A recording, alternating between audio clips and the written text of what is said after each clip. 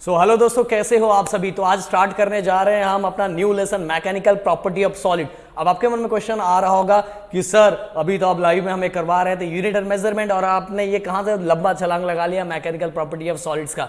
तो मैं आपके साथ शेयर कर देना चाहता हूं कि बहुत सारे बच्चों ने मुझे यह मैसेज किया कि सर ऑलरेडी गिरी ट्यूटोरियल के प्लेलिस्ट में जो फिजिक्स 1 का यूनिट एंड मेजरमेंट है वो पूरा अवेलेबल है, तो आप दूसरा लेसन करवाओगे तो हमारा अच्छा खासा भला हो जाएगा और हमें पूरा कंटेंट मिल जाएगा। तो मुझे उनकी बात बहुत सही लगी कि ऑलरेडी है तो मुझे करवा के कोई मतलब नहीं है।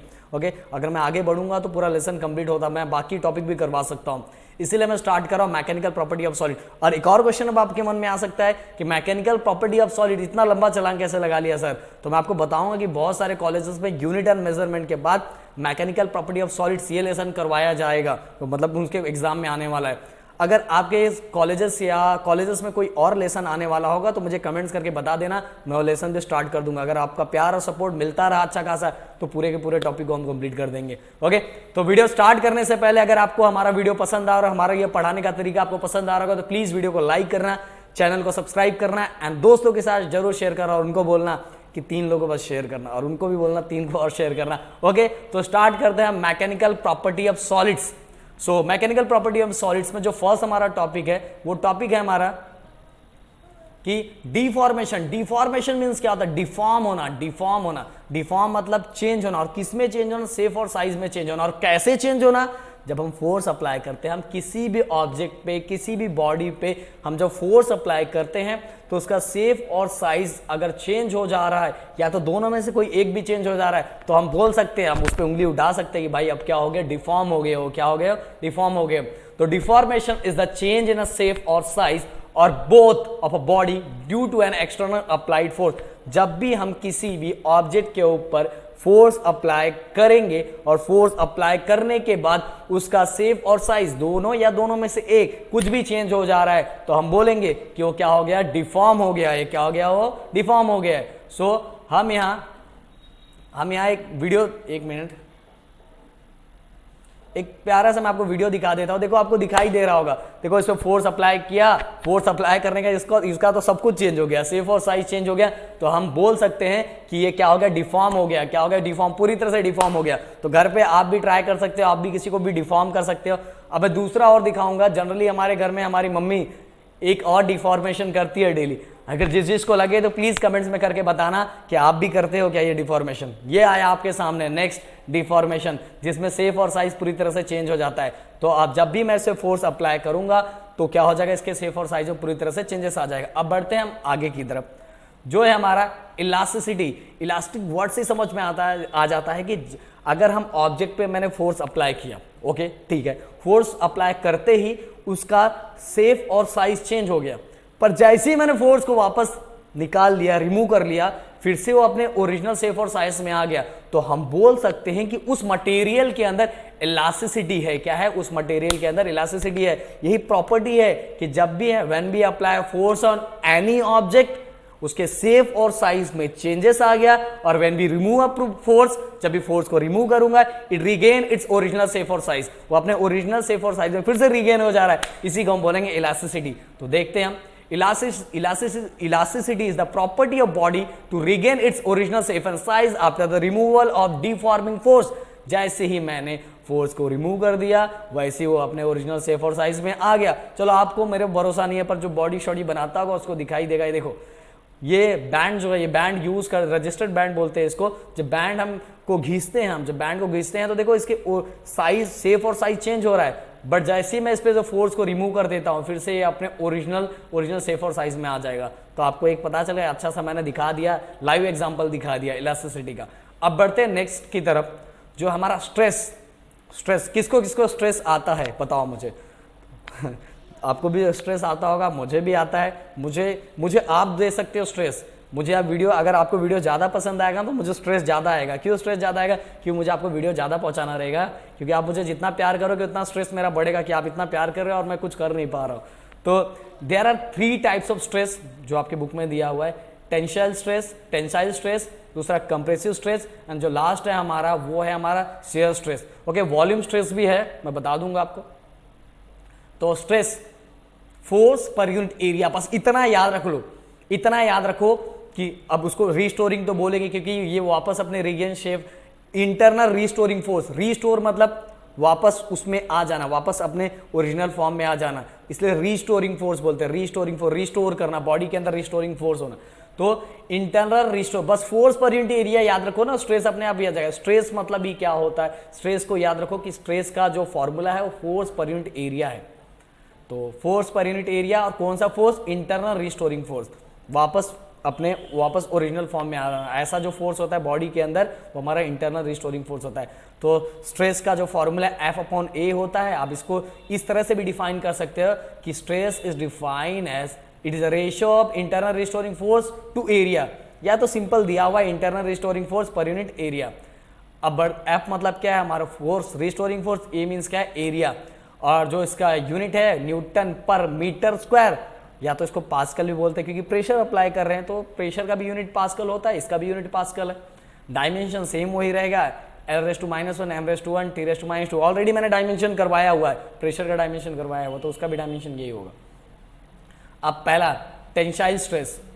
टेंसाइल स्ट्रेस, देखो स्ट्रेस मैंने बोला बहुत टाइप के स्ट्रेस होते हैं, आपको भी कोई स्ट्रेस आता है, तो मैं यहाँ टेंसाइल स्ट्रेस की बात कर रहा हूँ। टेंसाइल स्ट्रेस एक ऐसा स्ट्रेस है जिसपे क्या होता है कि बॉडी के लेंथ में इंक्रीमेंट होता है, लेंथ इंक्रीज होता है। क्या होता है, लेंथ इंक्रीज होता है।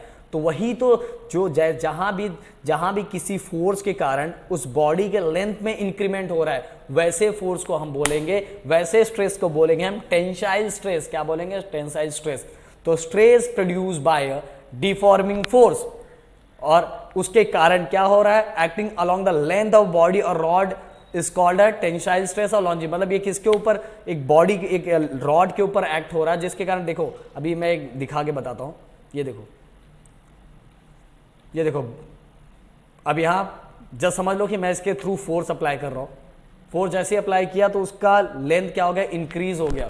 मैंने हीट लगा, हीट से बाद हैमर से मैंने उसको मारा, दब दब दब दब दब मारा, और बॉडी ऐसे और उसके परपेंडिकुलर डायरेक्शन में मैंने उस पर मारा। ओके, जैसे मैंने मारा तो उसका क्या हो गया, उसका लेंथ इंक्रीज हो गया। लेंथ इंक्रीज हो गया तो आपको तुरंत बोल देना कि ये लॉन्जिट्यूडनल स्ट्रेस है।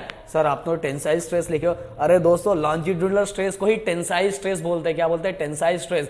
और ये जो फोर्स होता है वो परपेंडिकुलर टू इस एरिया होता है। जैसे मैंने बोला ये हमारा बॉडी है और मैं ऐसे मार रहा हूं, तो ये क्या हो गया, परपेंडिकुलर। ये इसको क्या हो गया, परपेंडिकुलर। तो इसीलिए तो लिखा हुआ है F is the applied force applied perpendicular its area of cross sectional A. और जो टेंसाइल स्ट्रेस है फिर से force per unit area.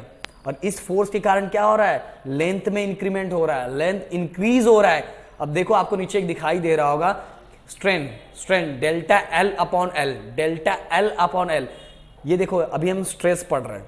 Stress मतलब हम फोर्स के बारे में पढ़ रहे हैं, ऐसे टाइप से फोर्स जिसके कारण क्या चेंज हो रहा है। तो टेंसाइल स्ट्रेस के कारण क्या हो रहा है, लेंथ में इंक्रीमेंट हो रहा है। और जो स्ट्रेन दिखाई दे रहा होगा, देखो ये पहले ये ओरिजिनल लेंथ था, जैसे ही मैंने स्ट्रेस अप्लाई किया तो चेंज इन लेंथ हो गया, और इसको बोलेंगे स्ट्रेन। अभी स्ट्रेन के बारे में हम लोग पढ़ने वाले हैं। तो change in length, delta L मतलब change in length to original length. ये अभी बताते जा रहा हूं मैं, जिससे आपको अच्छे से याद रहेगा। पर ऊपर के जो पॉइंट है वो स्ट्रेस के बारे में है, फोर्स पर यूनिट एरिया। अब बढ़ते हैं next, compressive stress. Compressive stress मतलब two equal and opposite forces दोनों साइड से मैंने अप्लाई किया, कंप्रेस किया। मैंने क्या किया, कंप्रेस किया। और देखो अगर बीच में कोई पार्टिकल्स होंगे वो कंप्रेस हो जाएंगे पूरी तरह से। और ऐसे इस फोर्स के कारण अगर उसका लेंथ क्या हो रहा है, डिक्रीज हो रहा है, तो हम इसको बोलेंगे कंप्रेसिव स्ट्रेस। ये कौन सा स्ट्रेस है, कंप्रेसिव स्ट्रेस। तो देखो एक एग्जांपल भी दिखा देता हूं।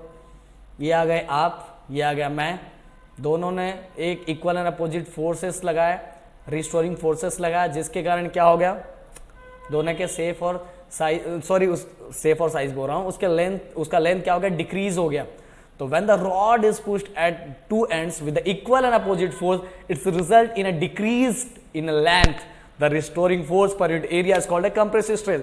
बात तो वही है भाई, फोर्स अप्लाई किया, एरिया चेंज हो गया, तो स्ट्रेस है। और कौन सा कम हुआ है, कंप्रेस हुआ है, इसलिए कंप्रेसिव स्ट्रेस है।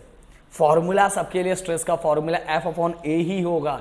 F/A, क्यों फोर्स अप्लाई कर रहे हैं, उसके कारण एरिया में कुछ चेंजेस आ रहा है, या चेंजेस बढ़ रहा है, कम हो रहा है, लेंथ में आ रहा है, तो आपको पता है लेंथ इंक्रीज हो रहा है, टेंसाइल डिक्रीज हो रहा है तो कंप्रेसिव। देखो स्ट्रेंथ फिर से, स्ट्रेंथ मतलब change in a length to original length. अब बढ़ते आगे,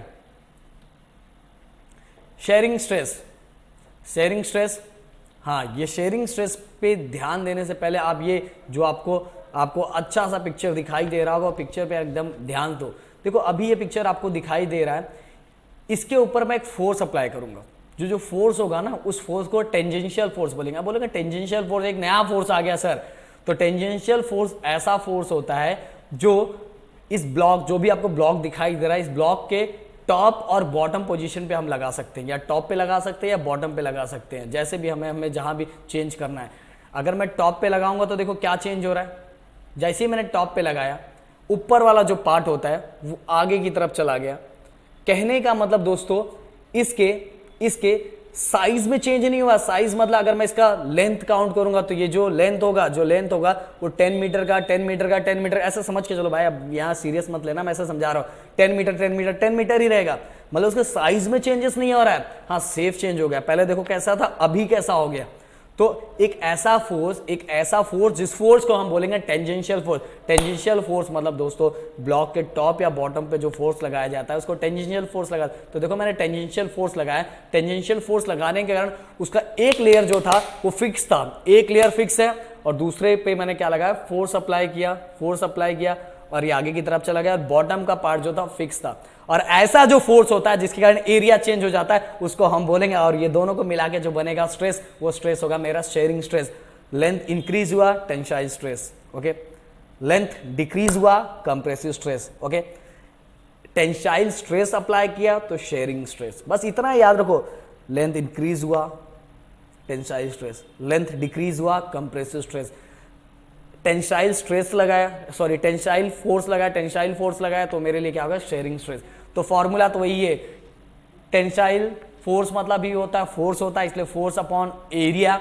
this force produce change in a shape of body without changing its size. Size वैसे का वैसा ही रहेगा, सेफ चेंज हो जाएगा। Tangential force is seen parallel to the top and bottom surface of the block, कहीं भी मिल सकता है।